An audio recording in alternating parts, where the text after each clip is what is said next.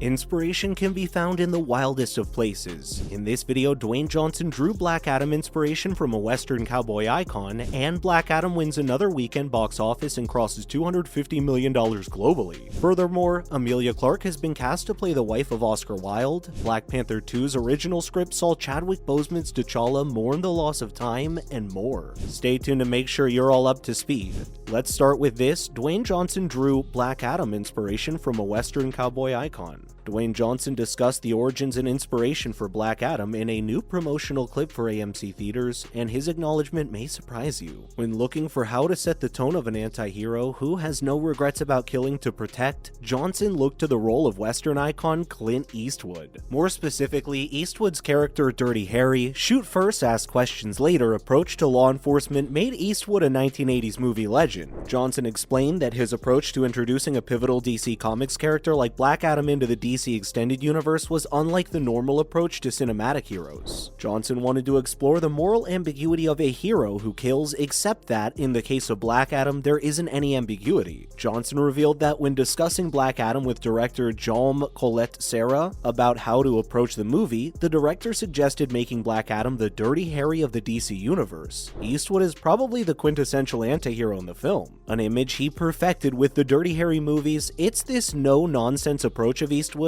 that Johnson wished to imbue in Black Adam, especially in its opening scenes. According to Johnson, Black Adam explores what defines a superhero, a supervillain, and what makes a protector a champion of the people. Johnson's instance on Black Adam having no scruples when it comes to violence is one of the reasons the movie had to make some edits to avoid an R rating. Following, Black Adam wins another weekend box office and crosses $250 million globally. Despite some Black Adam scenes having to be cut for the movie not to get an R rating, it sure seems like Johnson's cinematic recipe has worked. Despite the movie receiving mixed reviews from critics, Black Adam has won the box office for the second time in a row and has now surpassed $111 million domestically and $250 million globally. Variety reported that Black Adam did see a 59% decline from its $67 million domestic opening, with ticket sales reaching $27.7 million between Friday and Sunday. But that's nothing to be worried about, as this is very much in line with other movies in the superhero genre. For example, Thor: Love and Thunder saw a 68% drop after its first weekend. Shang-Chi fell 52% and Eternals declined 61%. Overall, Black Adam didn't have much new competition during its second weekend, with only Pray for the Devil being new to place in the top 5. It landed on the third spot to be exact, with $7 million. Julia Roberts and George Clooney's Ticket to Paradise took second place just last week, reaching a respectable $10 million with a decline of only 39%. In total, Ticket to Paradise has earned $33 million domestically and $85 million globally, which adds up to a nice $119 million.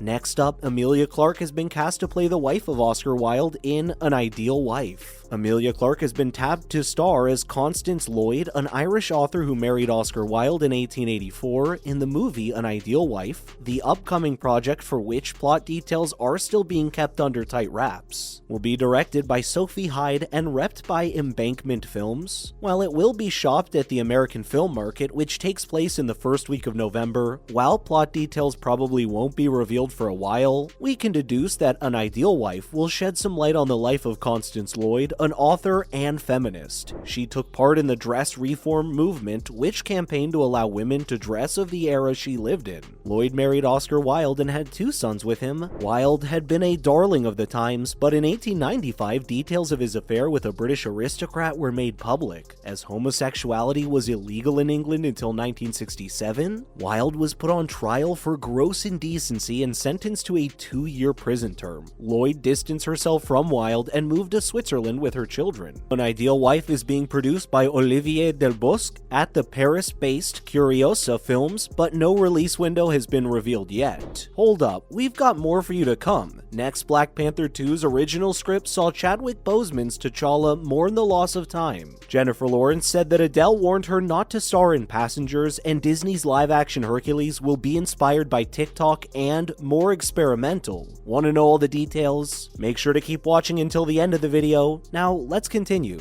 First up, Black Panther 2's original script saw Chadwick Boseman's T'Challa mourn the loss of time. Ryan Coogler's upcoming Black Panther Wakanda Forever sees the eponymous nation mourning the devastating loss of T'Challa, a narrative that sadly mirrors the passing of franchise star Chadwick Boseman. But in a recent interview with Inverse, Coogler revealed that his original Black Panther sequel script also had grief as its main theme. The original sequel would have seen Chadwick Boseman reprising his role of T'Challa/Black Panther, but the script had to be overhauled when Boseman lost his fight to colon cancer in August of 2020, but the tonal shift was much less dramatic than the casting shift, according to Coogler, which may surprise many fans. But Coogler says Boseman's Black Panther 2 would have focused on his character mourning the loss of time due to the blip, which took place in the Marvel Cinematic Universe. T'Challa was one of several superheroes who perished at the end of Avengers Infinity War because of Thanos' snap and was brought back in Endgame, but this still left a gap of 5 years that T'Challa had to mourn. Black Panther 2 would see T'Challa, a man with so much responsibility, come back after a forced absence of 5 years. 5 years that he would never be able to get back, so while Boseman's passing did change the central narrative, the theme of grief remained the same. Next, Jennifer Lawrence says that Adele warned her not to star in Passengers. In a new interview with the New York Times, Jennifer Lawrence revealed that Adele had warned her not to star in the 2016 romance space drama Passengers, in which she co-starred with Chris Pratt. Passengers was directed by Morton Tildum and is one of Lawrence's most notorious critically bombed projects, with only 30% on Rotten Tomatoes. Lawrence says that Passengers was one of the post-Hunger Games movies of her career where she could feel the dismay of her fans over the career choices she was making. Quote, "I was like, oh no, you guys are here because I'm here, and I'm here because you're here. Wait, who decided this was a good movie?" Lawrence told the New York Times. Passengers was a movie that made the actress think about her choices. Adele had told Lawrence she felt space movies were the new vampire movies, but Lawrence had decided to join the project anyway. She now regrets a choice as she feels she should have just listened to Adele. Passengers follows the story of two people in hibernation aboard a spacecraft on its way to a colony 60 light years away from Earth, but they wake up 90 years too early. Lawrence said that she was people-pleasing for most of her life and has often cited Passengers as a career hiccup. After having taken some time for herself, Lawrence returned to the screen last year in Don't Look Up. Following Disney's live-action Hercules will be inspired by TikTok and more experimental. Filmmakers Joe and Anthony Russo have made it abundantly clear that they won't be returning to Marvel Studios anytime soon, as they're now putting their dedication into their independent studio, AGBO. But that doesn't mean that they won't be working with Marvel's partner company, Disney. In fact, through AGBO, they will be producing a live-action adaptation of Disney's 1997 Hercules, an animated film. Guy Ritchie, who was at the help of the 2019 live-action remake of Aladdin, has been tapped to direct the live-action rendition of the Disney classic. According to Joe Russo, they now have such an amazing relationship with Disney that they think they can stretch the limit of their IP moving forward rather than simply playing IP management. Previous live-action remakes have often been faulted for being a little too close to the source material, but the Russo brothers assure us that Hercules will be a little bit more experimental in tone, noting how TikTok has trained audiences of today. How would that translate to a live-action movie musical? What do you think?